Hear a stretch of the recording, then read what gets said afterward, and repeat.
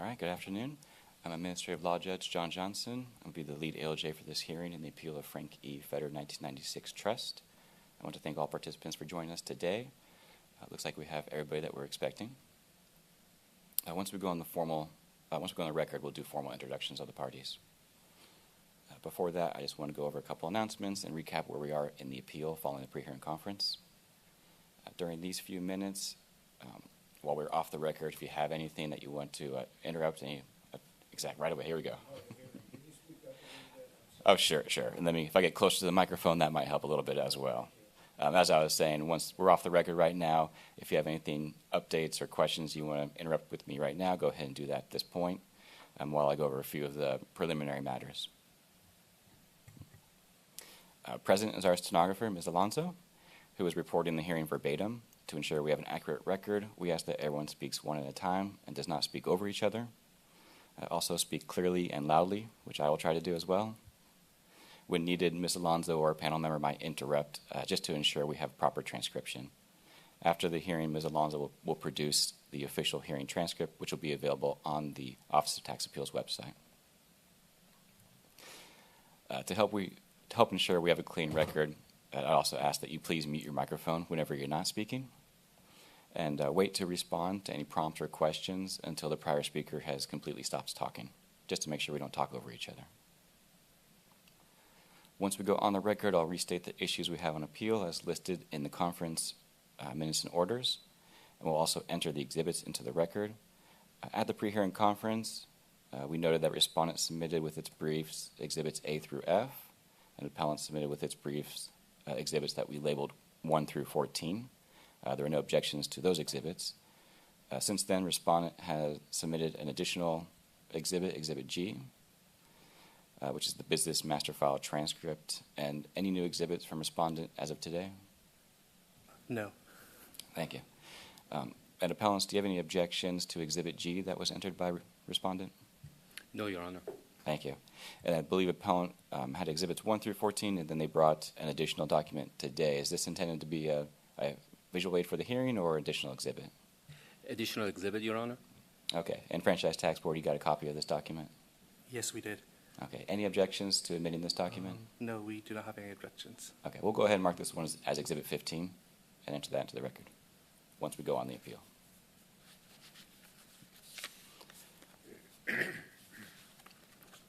As a reminder for today, we had set aside the beginning section is 15 minutes for appellant. 5 of that was estimated for Mr. Borda's testimony. And your testimony can be question and answer, narrative, combination, whatever you're most comfortable with, as long as we get the information that you want to give to us. After you testify, we'll see if respondent has any questions for you and the panel has any questions for you. And then Mr. Cahan, you will have the remainder time, 10 minutes or so, to provide your arguments and your testimony as well. And I'll swear both of you in before we get started at that point. Yes, Your Honor. Franchise Tax Board has 10 minutes after that, and we'll go back to 5 minutes for appellant for a final rebuttal before any remaining questions from the panel. As we proceed, again, let me know if you have any questions, but please refrain from interrupting the other party unless absolutely necessary. I'll try to only intervene if I feel like we're going off track or we're getting too far off topic. With that, we're about to go on the record, but let me do a final check. Any questions or concerns or comments from appellant's side? No, Your Honor. Okay. And respondent, any questions before we go on the record? No questions.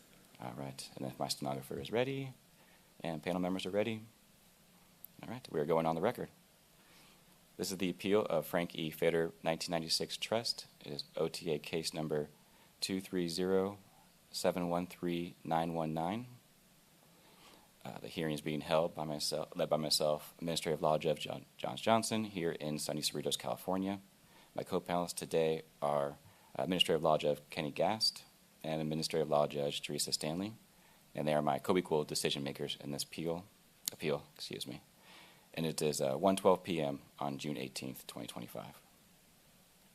I'll remind today's participants and viewers that the Office of Tax Appeals is not a court, but is an independent appeals body. The office is staffed by tax experts and is independent of the state's tax agencies. The decision on appeal will be based solely on the arguments and evidence provided by the parties on appeal, including today's testimony, in conjunction with an appropriate application of the law. Let me have the parties introduce themselves, starting with appellant side. Good morning, Arash Benken, attorney for appellant, Frankie Feder Trust. My name is Michael Broida. I am from Heller, Broida, and Eisenberg. Our firm prepared the tax return. Thank you. And respondent? This is John Lee from Franchise Tax Board. And Jackie Zumaida for Franchise Tax Board. Thank you. The issues we have on appeal are whether appellant has shown it had reasonable cause for the late payment of tax for the 2021 tax year, and whether appellant has shown that interest should be abated. Appellants have provided Exhibits 1 through 15, and respondent has provided Exhibits A through G. There are no objections, and those exhibits are hereby admitted as evidence into the record. With that, we are about to go into the parties' presentations. If there's no questions, I'll go ahead and swear in appellant's witnesses.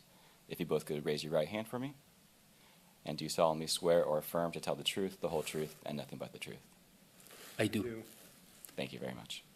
Mr. Cahan, you can begin with Mr. Broida's testimony when you're ready.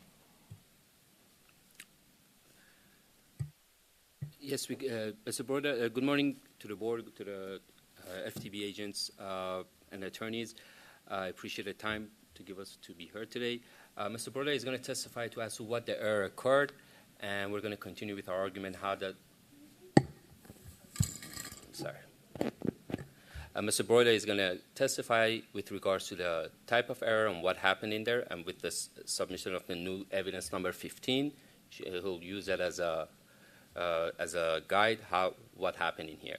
And then after that, we're going to start with my own argument in here. Go ahead. Okay, my name is Michael Broida. I'm a CPA, the firm of Heller, Broida, and Eisenberg. We prepared the 2021 California fiduciary income tax return for the Frank E. Feder 1996 Trust. The trust paid $168,000 for its fourth quarter 2021 estimate on a timely basis in January 2022. When our office prepared the return, a staff level error occurred. The person entering the data mistakenly input $400,000 for the fourth quarter estimate paid to the Franchise Tax Board instead of the $168,000, which was actually paid. The $400,000 was actually paid to the Internal Revenue Service. The error created a mismatch. There was less tax owed on the return than should have been. When we were notified of the late payment, we immediately responded. All of our payments up to that point had been on a timely basis. The trust had really no way of knowing about this mistake. Taxpayer had fully funded the Franchise Tax Board payment in good faith and relied on our office to correctly reflect that in the return. And as I said, as soon as we were notified by the Franchise Tax Board, we reviewed our internal records, identified the source of the error, and the trust immediately paid the remaining balance along with interest and penalties. This wasn't a case of trying to avoid payment or delay payment. The money was paid. We paid the franchise. We paid everybody on time. It's just a unique situation where a clerical error occurred. Thank you very much. Yes, Mr. Cahan. I would like to ask Mr. Broida, when did you exactly find out about the issue, and when did you submit the payment to correct the issue? We were notified of the payment in late February 2022, that the payment had been in error, and 2023.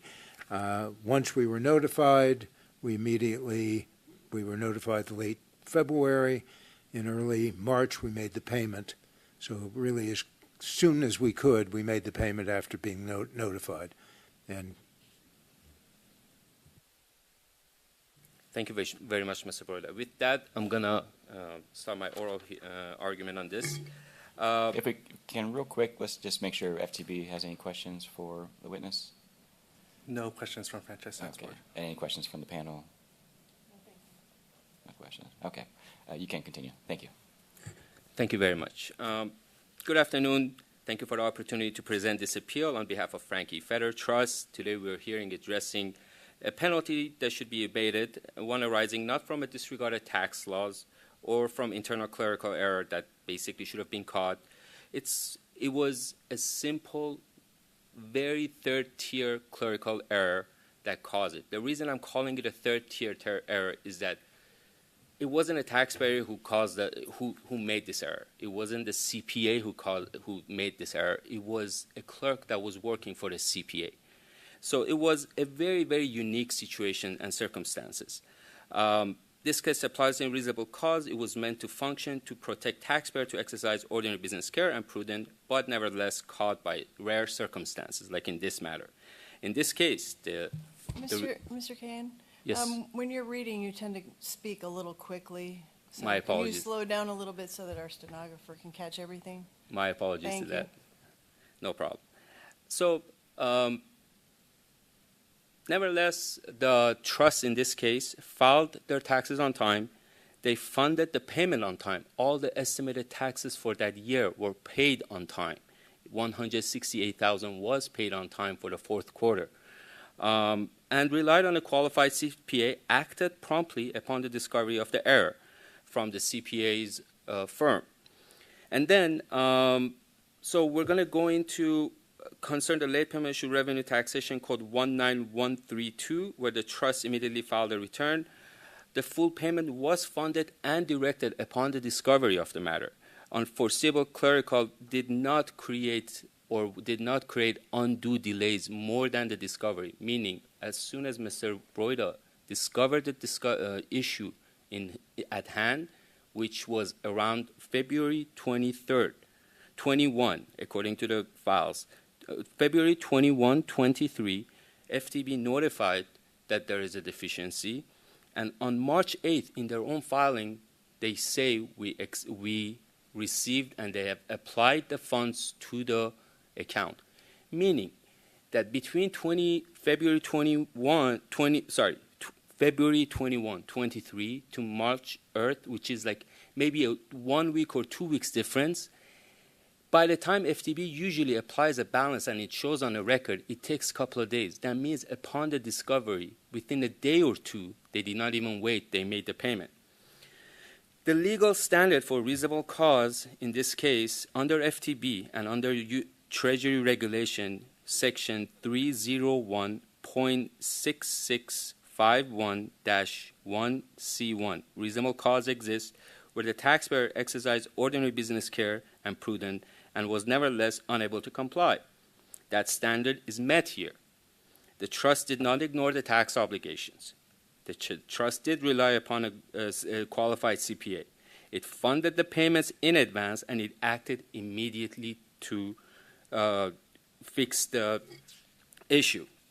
In this case, there was no enrichment on behalf of the trust on any capacity in here.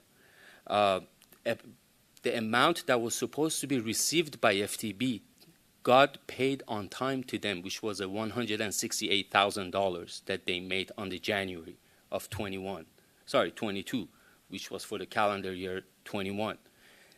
The only issue that created it was simply, instead of putting 168,000, that clerk just accidentally put 400,000, which created the entire thing. FTB will cite Boyle and Fisher, U.S. Supreme Court Boyle and Fisher, which is in my appellate brief and in their brief, that this is a non-delegable duty, but Boyle applies to failure to file and not payment execution or clerical error. The trust did not delegate responsibility of filing taxes, and they failed on that. They gave instructions how to fund the payments and relied on the CPA's office for a mechanical input of the tax return. The error was committed by a subordinate staffer, a third-tier error involving the internal input as an estimate of payments that was paid. Mr. Broida's testimony confirmed it was not a non-negligence or abandonment of duty. The funds were submitted on time, correct, but incorrectly logged into the tax return. Breakdown of the of that event of the CPA, any CPA would have had a difficulty catch that when that happens because it's already been input in the system. The willful neglect, as laid out by the Supreme Court cases, in here doesn't exist. The moment trust was notified of the issue, they immediately, within days, fixed it. They didn't wait months or years. And with regards to the late payment, the FTB has collected its interest for this debt and for the issue. FTB cases also cites other cases such as Boyle, Fisher, Triple Crown, and Summit Hosting. These facts of these cases don't apply to this case. They have to do with late filings, complete reliance with no supervision. They had a failure to act. The return was, in this case, it was all different. Return was timed fairly. Payment was funded. Taxpayer acted promptly to resolve the issue, and there is no pattern of neglect or systematic failure. In this case, for the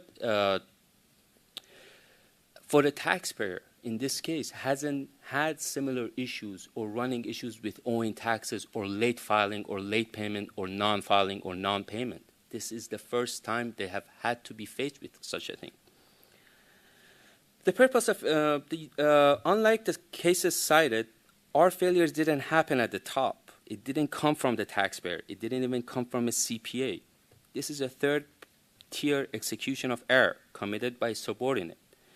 Uncatchable without a trigger. In this case, the FTB was a trigger after they processed the return that they discovered this issue. That makes it unique and distinguishes under reasonable cause standard. The penalty, and we're going to go into penalty, purpose, and equity. Penalty statute exists to deter willful or careless non-compliance. It's not meant to punish good faith taxpayer, in this case, the trust. They complied with their obligations. They used professional responsibly, encountered unforeseeable error, and they act immediately to fix it. If penalty relief isn't available here, where the diligent taxpayer funded directed payment on time, suffered rare third-party clerical, corrected it immediately, then no one can ever qualify for penalty payment under FTB rules. It will be very hard to meet that standard. Closing argument is that this isn't a case about a taxpayer ignoring the law, or the one who this is the one who followed it, it funded it, and it's just what we call an act of God or some error that's unforeseeable that comes about. Penalty payment reasonable cause is there for this purpose, for issues like this. The law makes room for reasonable cause because not every mistake is a misconduct.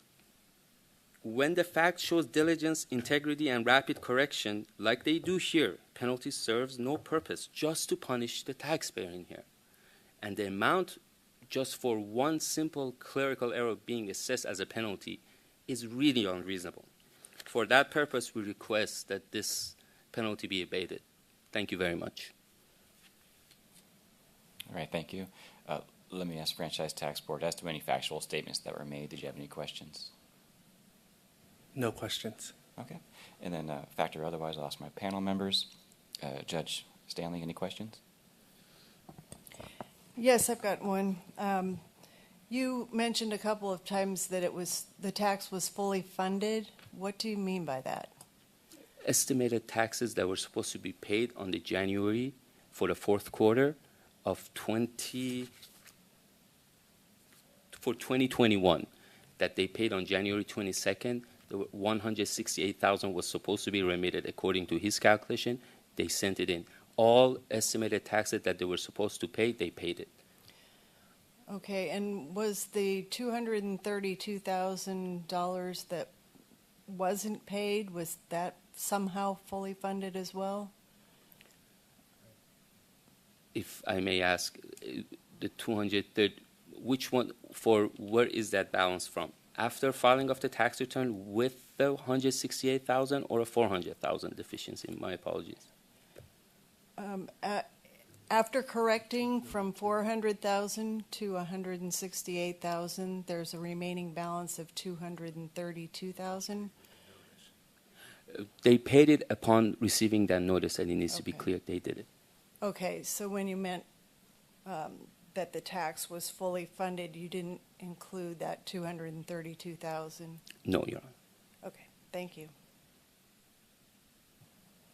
Thank you. Judge Gast, any questions? No questions. Thank you. All right, thank you. I may have a question or two. I know in the brief it may have been mentioned or alluded to that perhaps that $400,000 estimated payment that went to the IRS should have gone to FTB instead.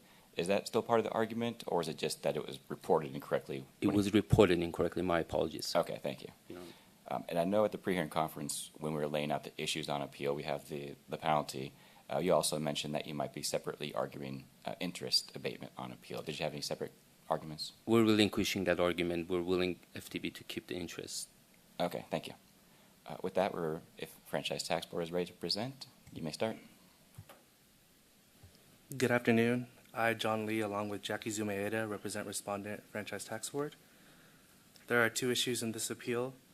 One, whether appellant's failure to timely pay its tax for the 2021 tax year was due to reasonable cause. And two, whether appellant has established any basis to abate interest. Yeah, so since just- interest, What? oh yeah. Yeah, just right into the microphone. Yeah. You're going at a great pace, just right into the microphone. Yeah, no worries. Since the issue of interest has been relinquished by appellant, respondent will not address the issue of interest during our argument. Respondent's actions should be sustained as evidence in the record clearly shows that appellant did not timely pay its tax, and it has not established reasonable cause for abatement of the late payment penalty. California law provides that a late payment penalty shall be imposed when a taxpayer fails to pay the amount shown or is required to be shown on the tax return before its due date. Because appellant late paid its 2021 tax liability, the late payment was properly imposed and appellant does not dispute its calculation. However, appellant contends that its late payment of tax was due to reasonable cause and therefore the penalty should be abated. To establish reasonable cause, a taxpayer must show that the failure to timely pay occurred despite the exercise of ordinary business care and prudence. The reason for the late payment must be such that an ordinarily intelligent and prudent business person would have acted similarly under the same circumstances. Appellant contends that respondent should follow the IRS's abatement of its failure to pay penalty. Respondent will follow a federal finding of reasonable cause. However, a review of appellant's business master file shows that the penalty was abated under the federal first-time abate policy and not for a finding of reasonable cause. Additionally, California's one-time abate statute will not allow for the request for relief, as it is only available for individuals and for tax years beginning on or after January 1, 2022. Appellant also contends that it has established reasonable cause because its trustee is not experienced in financial matters, and it relied on its CPA and the CPA's firm to fulfill its tax obligations and make its timely payment of tax. It is well settled that taxpayers who fail to acquaint themselves with the requirements of California tax law have not exercised ordinary business care and prudence. Each taxpayer has a personal, non-delegable duty to timely pay their taxes by the respective due date. In United States v. Boyle, the Supreme Court held that reliance on the erroneous advice of a tax professional may be considered reasonable cause when the advice is of a matter of substantive tax law. Furthermore, the Supreme Court held that reliance on an expert cannot serve as a substitute for compliance with an unambiguous statute, such as payment deadlines. Appellant further contends that by the CPA's clerical error, appellant reported or remitted the incorrect amount of estimated tax. In the presidential opinion of the appeal of Fisher, OTA held that the exercise of ordinary business care and prudence requires taxpayers to do more than merely perform and or delegate the tasks necessary to timely file, or in this case, pay taxes due. Had appellant's trustee acted with ordinary business care and prudence by checking and monitoring the bank account to verify the correct amounts with the CPA and the CPA's firm, they would have both realized that the wrong payment was reported to respondent. Furthermore, the failure to timely remit a payment of a tax liability caused by an oversight does not by itself constitute reasonable cause. Therefore, appellant has failed to establish reasonable cause and respondent respectfully requests that OTA sustain respondent's claim for refund denial for the 2021 tax year. Thank you, and I'm happy to answer any questions. All right, thank you. I think I might save questions for the end if we have any on your side. But with that, I do want to give 5 minutes back to Mr. Cowan and appellant. Is there anything more you'd like to add or rebut to what respondent said? It's a very simple rebuttal with regards to the cases cited in there. Almost every single case that is cited in there, in my brief, has been addressed. All the factual background of these cases have been addressed and analyzed. I will just pick Boyle just for one example to shorten it, because all the counter arguments that are raised in this are basically written down on the briefs. For example, Boyle was about failure to file. In this case, was a simple failure to, what is it called? My apologies. It was a failure that was not caught on a clerical error. Secondly, there was no missed deadline in this case. It was a clerical error again in this case. The facts in this case are extremely unique, and all of the cited cases in here almost don't match. This is a very, very unique case on its own. Clerical mistake level, the Boyle involved complete inaction. Technical, like as soon as they found out what happened, it took them for a while to do anything. Technical input error and full performance in this case happened almost 2 days afterwards. That's how and this is just on Boyle. The rest of the cases that are also cited, we sat down, we compared the facts, and the facts are very different. And in this case, I did my research, I tried to do it, and there was nothing similar or no cases I was ever able to find that have such a unique, similar circumstances in a way that the detection of the problem is so hard to find. There is nothing. And I went and I even looked like a willful negligence. And the action of my clients in here, there are no cases cited in OTA or in the Supreme Court that will live up to the standard of a willful negligence that needs to be established. I would love for FTB to show where was my client willfully negligent. That's the question I will raise to them. With that, I'll finish. Thank you. Thank you. I'll turn to the panel to see if they have questions. I'll start with Judge Gast. No questions. Thank you. And Judge Stanley. No questions, thank you. All right. With that, we have the evidence that's been admitted into the record. We have arguments in your briefs as well as your arguments in testimony today, and a complete record from which to base a decision. Before we conclude, I will ask one last time if we have any other questions or comments from the parties for appellant. None from appellant. Thank you. And respondent? No questions. Thank you. I wish to again thank both parties for their efforts in this matter. This concludes the hearing in this appeal. The parties should expect our written opinion no later than 100 days from today. And with that, we are now off the record. This concludes the Office of Tax Appeals hearings for the week. OTA hearings on other matters will begin next Tuesday in Sacramento. Thank you, everyone. Thank you. you. Thank you.